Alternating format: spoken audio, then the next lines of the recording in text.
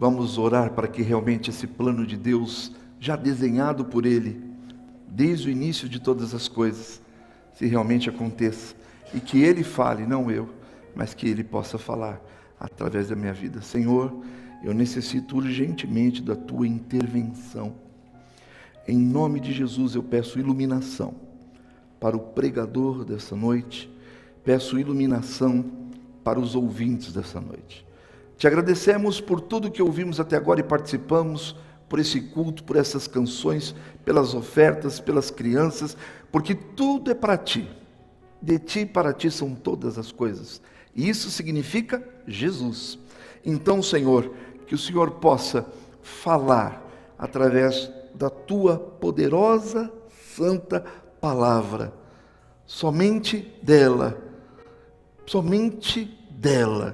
sai agora o poder do Espírito Santo para transmitir. Senhor, que tudo que aqui for dito pelo poder do Teu Espírito, eu me escondo atrás da cruz, para que não haja nenhum desvio de entendimento entre o comunicador e o receptor, para que possa haver um entendimento correto daquilo que é dito das Tuas Escrituras, e que nós saiamos daqui, Senhor, na santa paz de Cristo.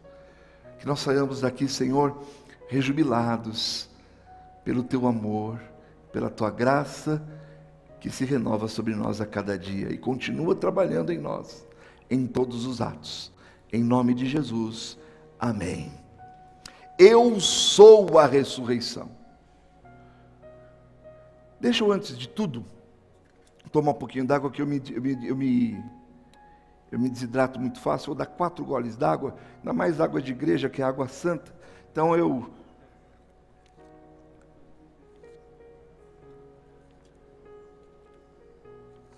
é a água mais gostosa que tem, a água santa, né? Então vamos estar tomando sempre essa água. Eu convido você a participar dela também. Mas, que declaração feita por Jesus! Que tremenda declaração! E essa declaração, ela me coloca novamente num fogo cruzado. Num tremendo fogo cruzado. No fogo cruzado da crença e da descrença. Ou eu creio, ou eu não creio na ação desse Deus maravilhoso que me incluiu na sua história, que me quis na sua história, que me projetou na sua história, desde antes do começo de todas as coisas. Ou eu aceito que Ele é quem diz que Ele é, ou eu não tenho outra opção, não temos opção a não ser chamar Jesus de um louco varrido. A chegar e dizer, eu sou a ressurreição. Quem crê em mim viverá. Jesus está dizendo, eu sou a vida, a verdadeira vida. Ou você aceita, ou você não aceita. O tempo, eu creio, graças a Deus, porque Deus é o Senhor do tempo, Ele é o Senhor de todas as coisas, e Ele é soberano. O dia que nós esquecemos a questão da soberania de Deus, nós esquecemos tudo, nós estamos aqui em vão, porque Deus é soberano em todas as coisas. E o tempo tem confirmado a fé daqueles que creem em tão surpreendente afirmação.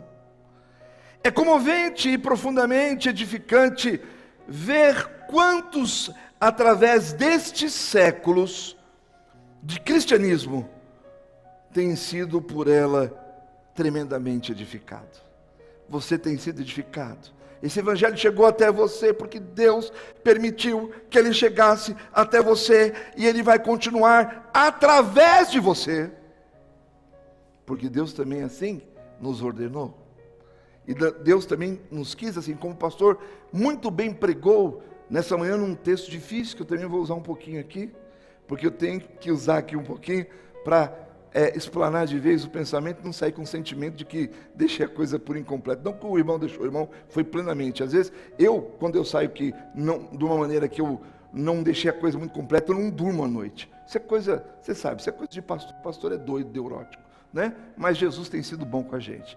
Graças a Deus, e as esposas da gente, mais ainda, muito mais, né? Aleluia, louvado seja Deus por causa disso. Então, nós precisamos olhar aqui as circunstâncias em que Jesus fez essa declaração. Vamos olhar o pano de fundo. O contexto no qual Jesus fez essa declaração.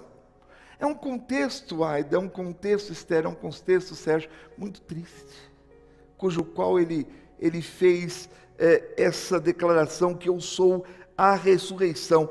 Ele deixou para falar que ele era a ressurreição aonde tinha um homem morto há 4 dias.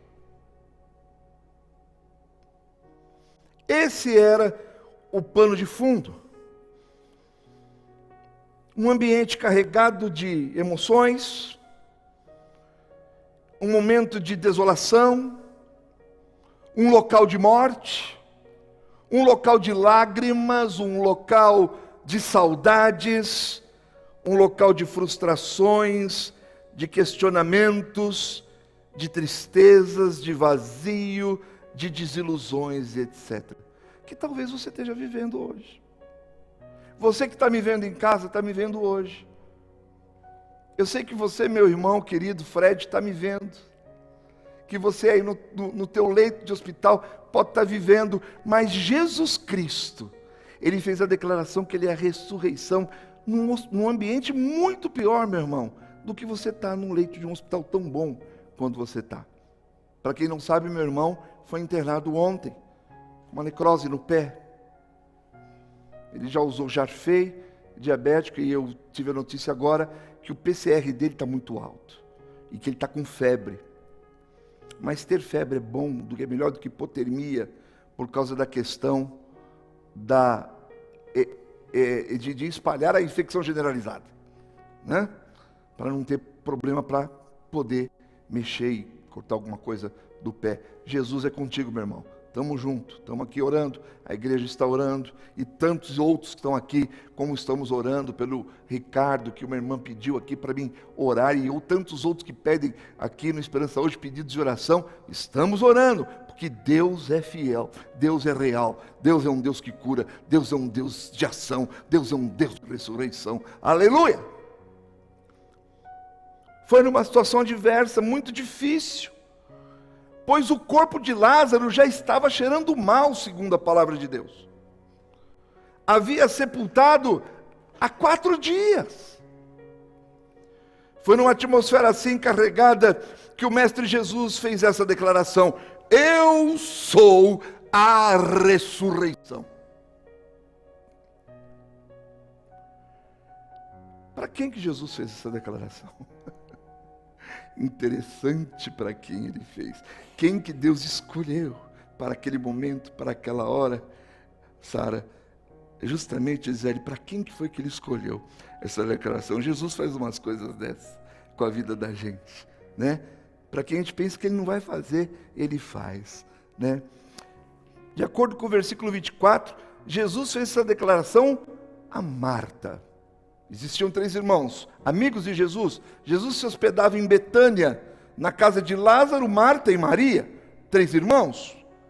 E ele fez essa declaração justamente para Marta. Vamos conhecer um pouquinho ela? Vamos conhecer um cadinho? Marta, você que está aí comigo, né? Ela, irmã do falecido Lázaro, uma mulher pragmática, uma mulher muito ativa, uma mulher dinâmica, porém uma mulher tremendamente hospitaleira. De acordo com o versículo 20, a Bíblia diz que ela saiu ao encontro de Jesus. Aqui no capítulo 11, versículo 20 diz: Marta, quando soube que vinha Jesus, saiu ao seu encontro. Maria, porém, ficou sentada em casa. Eu não gosto que falem mal de Marta. Eu já vi algumas pregações. Eu tomo as dores dela. E vou explicar o porquê. Porque ela é de ação. Certa vez Jesus foi lá à casa dos 3 irmãos, e estava lá, e Marta foi com seus afazeres, fazer as coisas para receber Jesus, porque ela tinha um coração, como disse aqui o nosso querido pastor, diacônico, né? Ele falou, né? diaconal. Ela queria fazer, no mínimo ela queria fazer um bolo gostoso, queria fazer alguma coisa boa, ela não queria fazer um café com língua, ela queria fazer alguma coisa gostosa para Jesus. E Maria, a Bíblia diz que ficou aos pés de Jesus. Então a gente sempre ouve, né? Maria escolheu o melhor. E ela vai lá e chama a atenção de Maria. Aí o próprio Jesus fala: calma, Marta. Respira. Porque Maria escolheu o melhor. Eu não estou discordando das palavras de Jesus. Aliás, quem sou eu para discordar das palavras de Jesus? Naquele momento, sim. Mas eu vejo que Marta não fez isso por maldade naquele momento. Marta fez aquilo porque ela queria receber bem Jesus. Ela tinha esse coração de serva. Ela tinha esse coração de ter iniciativa. Ela tinha esse coração. Tanto que a Bíblia diz que nesse dia aqui no capítulo 11, Maria ficou sentada no lugar e Marta saiu correndo ao encontro de Jesus. Teve iniciativa. Novamente teve iniciativa. Às vezes as pessoas um pouquinho mais agitadas são chamadas de pessoas ansiosas. E às vezes não são. Deus fez a pessoa assim, com um propósito assim. Eu vejo no meu casamento, minha mulher é meu freio. Se ela não me segura, eu não sei o que acontece. Nem os gatos me aguentam. Mas tudo bem, louvado seja o nome do Senhor. E, quando a gente vê esse temperamento de Marta, que logo saiu ao encontro de Jesus, eu vejo aqui o versículo 21 dizendo: disse, pois, Marta a Jesus: Senhor, se estiveras aqui, não teria morrido meu irmão. Tipo assim, se você tivesse chegado a tempo, não teria morrido meu irmão. Se você não tivesse parado lá, ela não sabia, com a mulher do fluxo de sangue. Se você não tivesse parado com a filha de Jairo, se você não tivesse parado, você chegava a tempo aqui para Lázaro, que é tão teu amigo, que te ama tanto, ele não teria morrido. Ela foi franca, ela foi sincera, né? Quando eu vejo aqui no versículo 21, ela foi logo dizendo para Jesus o que ela sentia. E eu vejo que às vezes a religiosidade faz a gente não dizer para Jesus o que a gente sente, sabe? Isso faz muito mal. Hoje faz exatamente 6 meses que minha mãe foi embora, com o meu irmãozão lá, né? Fica calma aí, depois eu te pego.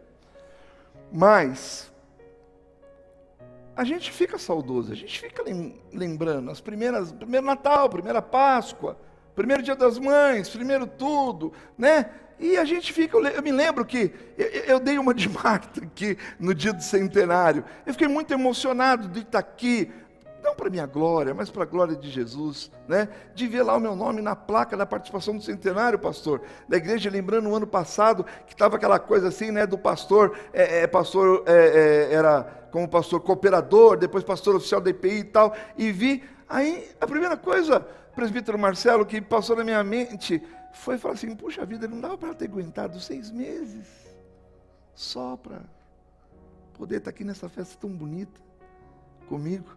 Mas Deus não quis assim, porque Deus, na sua infinita sabedoria, no infinito conhecimento, sabia que o momento melhor para ela ser levada para o céu era aquele momento. Ele é Senhor absoluto, Ele sabe de todas as coisas, e isso conforta o meu coração. Mas a gente pensa, né? E a gente tem que falar para Jesus o que sente. Pastor, você viveu o luto? Um dos grandes problemas dos crentes que sofrem é porque quando passam pelo luto, não vivem o luto. E a pessoa tem que viver o luto. Porque se não viver o luto, lá na frente vai vir gastrite, úlcera, um monte de coisa, doença, depressão. Tem que viver o luto. Nós temos que aprender a viver o luto. E isso é uma dica que eu te dou: leva Jesus contigo. Ele está contigo em todos os momentos. Ele jamais vai te deixar, jamais vai te desamparar, porque esse é o Deus que nós cremos e é o Deus que nós servimos. Vendo o versículo 27 e 28, por exemplo, expondo o texto, né, fazendo uma exposição do texto, diz: sim, Senhor, respondeu ela, eu tenho crido que tu és o Cristo, o Filho de Deus, que devia vir ao mundo. Tendo dito isto, retirou-se e chamou Maria, sua irmã, e lhe disse em particular: o mestre chegou e te chama, levanta! O mestre está aí. Eu acho que ela era membro da primeira IPI de Betânia. Mulher ativa, com personalidade. Tinha que ser presbítero. Tinha personalidade. Estava ali na prática. Entendeu quem era Jesus. Da mesma forma que Jesus disse: Pedro, quem sou eu? Ele falou: tu és o Cristo. Mas não fui eu que te falei, foi o Espírito que te revelou. Não foi isso que Jesus disse? Quem foi que disse para ela que ele era o Cristo? O Espírito. Porque assim o Senhor já tinha escolhido no céu, eleito no céu, predestinado para a vida dela. Mais uma vez. E ela sentia isso. Ela era uma mulher crente, muito crente, e uma mulher tremendamente resoluta naquilo em que fazia. Seu temperamento era forte, claro, o temperamento dela era bem forte. Eu vejo aqui ainda no versículo 39 dizendo: então ordenou Jesus, tirai a pedra, disse-lhe Marta, irmã do morto: Senhor, já cheira mal porque já faz 4 dias. Ela de novo, ela e Jesus no diálogo. Marta, novamente.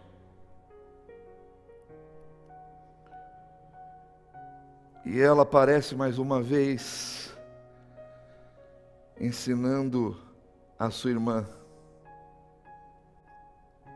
quem era aquele homem, que até a irmã se sentou, mas ela nos afazeres dela tinha sentido e tinha descoberto que ele era o Cristo, que ele era a ressurreição, a vida, que ele é a vida, que ele é a nossa vida eterna.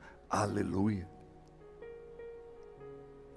Pois a essa mulher que Jesus fez talvez uma das suas maiores declarações dentro da Bíblia, mais profundas de todo o seu ministério, foi a Marta.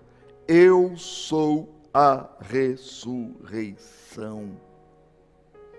Agora eu queria fazer com você algumas considerações, para a gente pensar um pouquinho. Aquela mania de professor ser um pouquinho didático, a gente não perde essa mania, né? A gente tem que fazer algumas considerações em cima disso a esse respeito. Por quê? Irmãos, a ideia da ressurreição geral, ou seja, do corpo, não só da alma, mas do corpo, ela foi muito cedo deslumbrada pelo povo de Deus e pelo povo hebreu. Não havia nenhuma ignorância quanto isso. Eu não sei se alguém aqui sabe qual era a diferença do fariseu e do saduceu. São 2 grupos da Bíblia, logicamente que tem uma história, né, que a gente vai estudar depois quando os romanos vão entrar, que são os próprios fariseus que facilitam. Roma não invade assim Jerusalém, ela é meio convidada para entrar, para ter uma questão política, tal. Para isso você tem que ler um livro chamado Operação Nicodemos, para você entrar no mundo romano da época. Porém, o que acontece aqui, nesse episódio e nesse contexto, é que a ideia da ressurreição geral não era novidade para aquele povo hebreu, não era novidade para aquele povo chamado, ou fariseu principalmente. Por quê? A grande diferença entre o fariseu e o saduceu é que o saduceu não acreditava na ressurreição e o fariseu acreditava na ressurreição. Por isso que Paulo, convertido, não teve nenhuma dificuldade em defender a ideia da ressurreição, porque ele era fariseu. Por isso que houve toda aquela celeuma lá de Coríntios 15, que nós vimos muito bem exposto, muito bem colocado pelo nosso pastor nessa de manhã. Quer dizer, a doutrina de uma ressurreição final, de uma ressurreição geral, era comum já nos dias de Cristo e nos dias dos apóstolos, de corpo e alma. O problema é a destinação. Ou o céu, ou o inferno. Mas a ressurreição acontece. A ressurreição acontece. Foi Jesus, com a sua própria ressurreição e a sua glorificação, nesse momento que nós chamamos hoje Páscoa, Pessaque, passagem. Pessaque por quê? Porque começou com os hebreus sendo libertos lá no Egito, onde eles tinham que pôr o sangue nos umbrais, onde os primogênitos de todo o Egito, até do gado, iria morrer. Então eles pegavam o sangue dos umbrais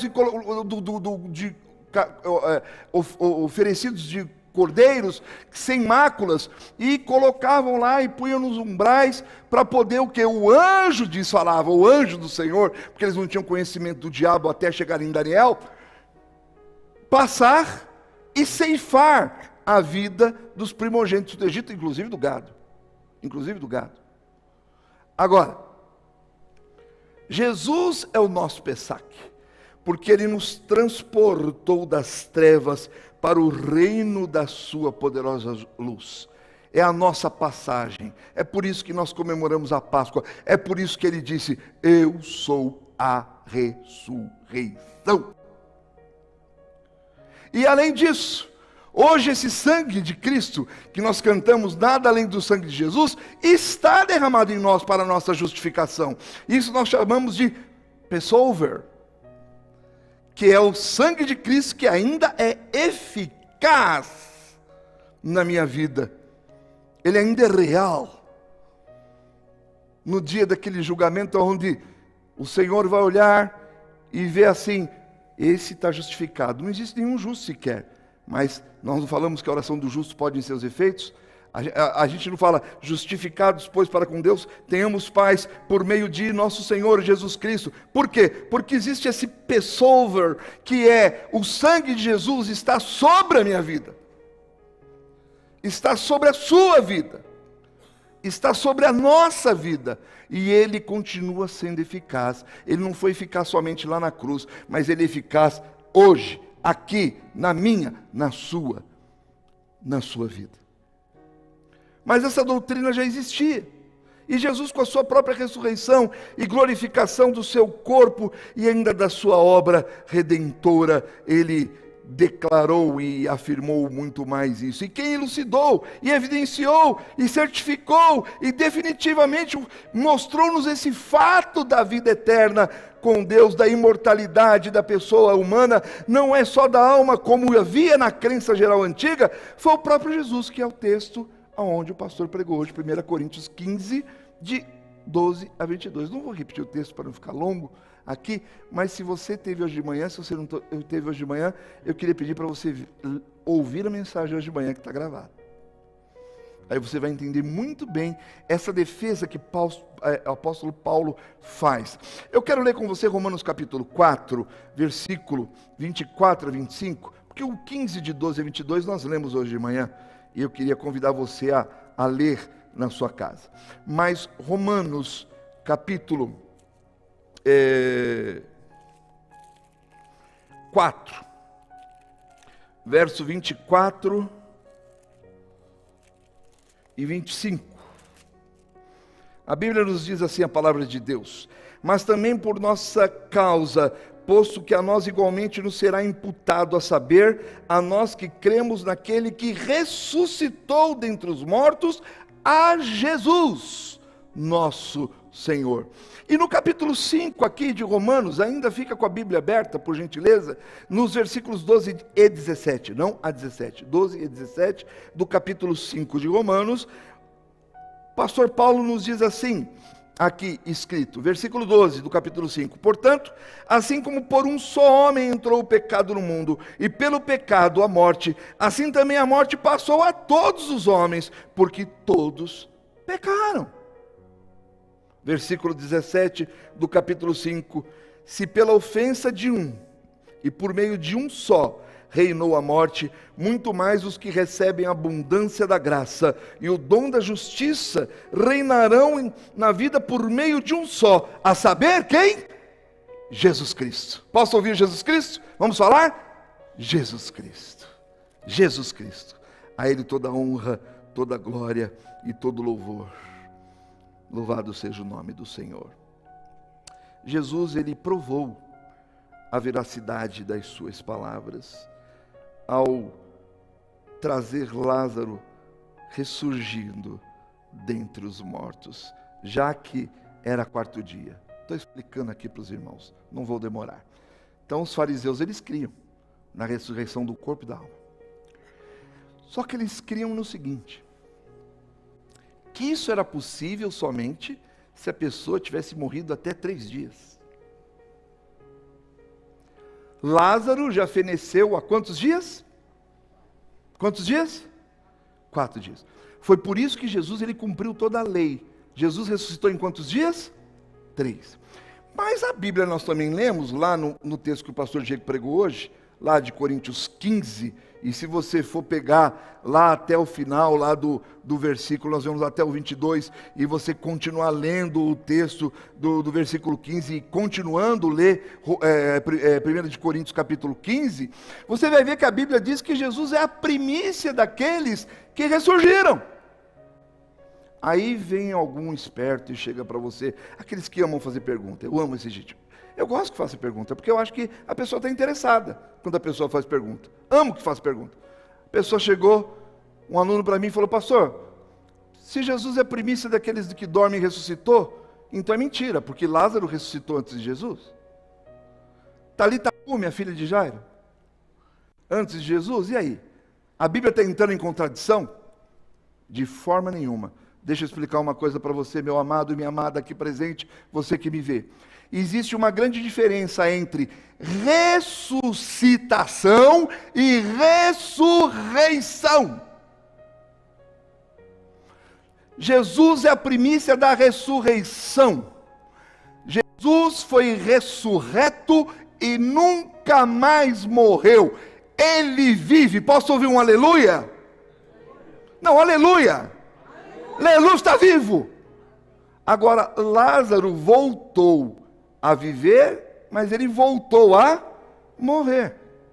Isso é ressuscitação. É que nem hospital. Você ouviu falar, a pessoa teve parada, teve 2 paradas, teve 3 paradas cardíacas. Opa, ressuscitaram ela. Isso é ressuscitação.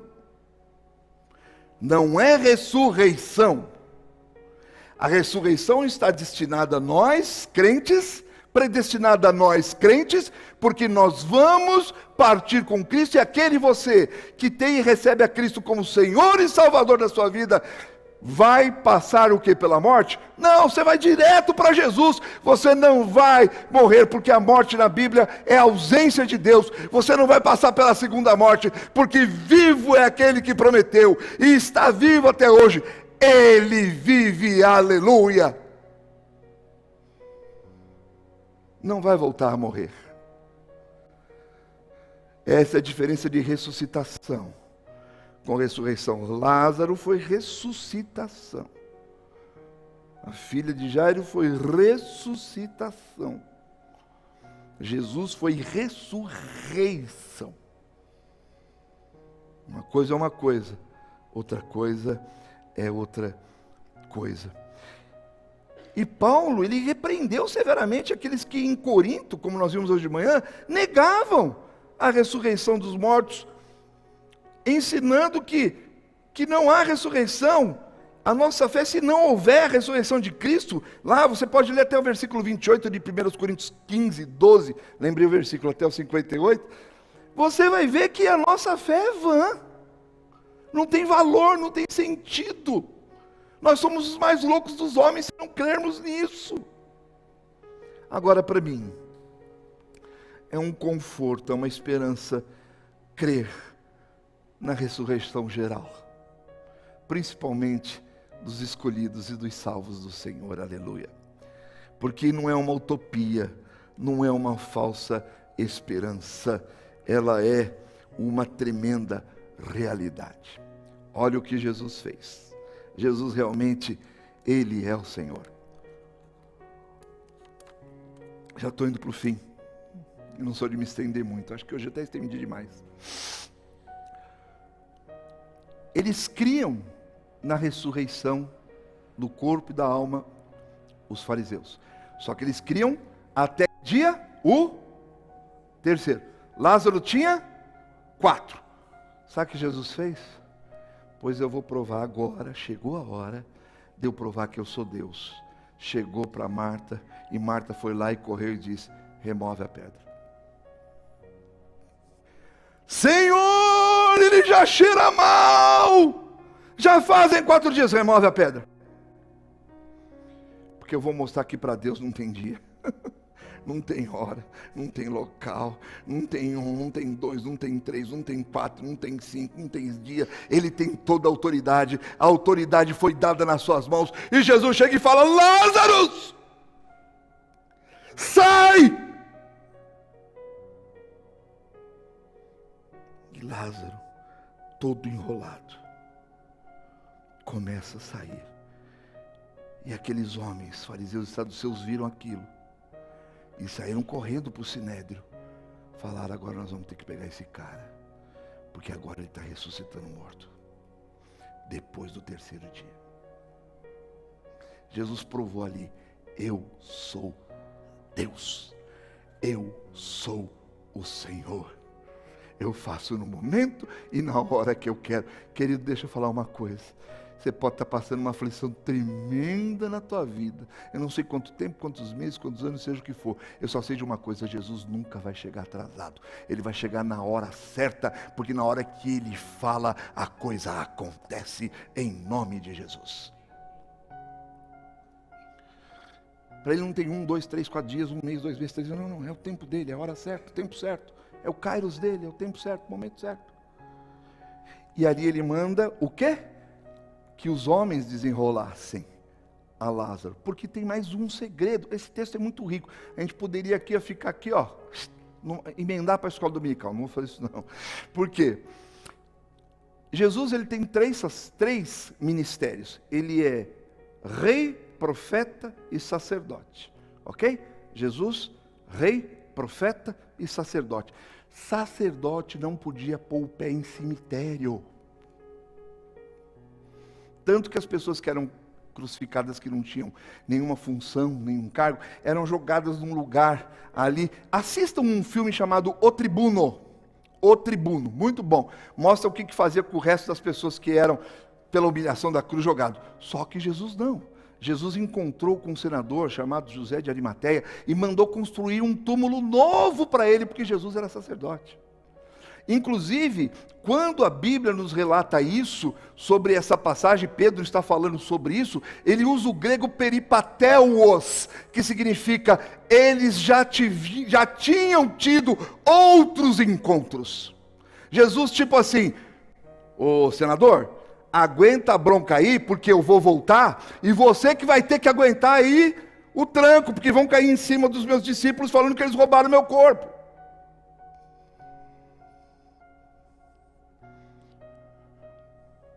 Você pode ver que, por exemplo, Jesus chega para Lázaro: sai! Jesus não podia ir lá, entrar na pedra, pegar na mãozinha de Lázaro? Não, por quê? Porque Jesus era sacerdote. Quando Jesus foi expulsar o endemoniado Gesareno, não é Gadareno, é de Gesara. Tem gente que confunde, fala de Gadara, não é de Gadara, ele é de Gesara.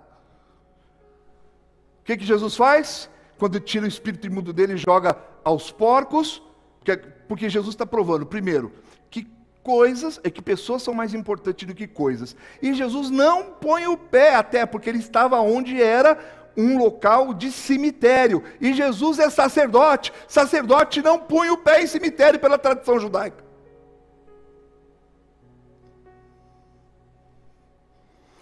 Então a Bíblia tem muita coisa para a gente aprender. Aqui fica o meu convite: venha à Escola Bíblica Dominical, né, pastor? A gente tem um tempo maior para poder aprender, né, para poder discutir e perguntar todas essas coisas. Mas eu quero ir para o fim. Eu quero concluir essa palavra. Já me estendi demais. Desculpa você que está em casa, você que está aqui. Esta declaração de Cristo, ela deve nos fazer ainda mais crentes, sabia? Eu aprendo com Jesus que nessa declaração: eu sou ressurreição. Eu aprendo a ser mais crente, mais convicto e mais firme na minha fé, sabendo que a minha morte não é o fim. A morte da minha mãe não foi o fim. A morte de um ente querido seu, crente em Cristo Jesus, não é o fim. E nós não temos direito de falar que ele foi para o céu, foi para o inferno, foi para o céu, foi para o inferno, porque a Bíblia não nos dá esse direito. Mas nós temos que pregar, e de pregar o Evangelho a toda criatura. Isso é uma ordenança de Jesus, isso é levar a vida de Jesus. Tem muita gente escolhida aí que não sabe que é escolhida, e a gente tem que pregar. E como o rei Davi, eu encerro a palavra desta noite. O rei Davi, ele cantou o seguinte no Salmo de número 16, versículo 10. Não deixarás a minha alma na morte, nem permitirás que o teu